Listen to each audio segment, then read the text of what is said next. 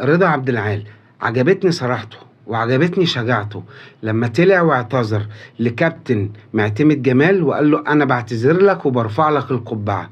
وبعدها اعتذر للنجم الكبير عبد الله السعيد وقال له انا اسف يا عبد الله، عشان هو كان دايما بيتحامل على عبد الله وكان بيقول ان عبد الله ما ينفعش يكمل وعلى على الفريق وكده. وانا كلمته وقلت له لا يا كابتن، عبد الله السعيد كويس وعبد الله السعيد بيدي وعبد الله السعيد مجتهد، ما تفضلش كل شويه تتكلم عليه، احنا مش ناقصين هدامين في الفريق.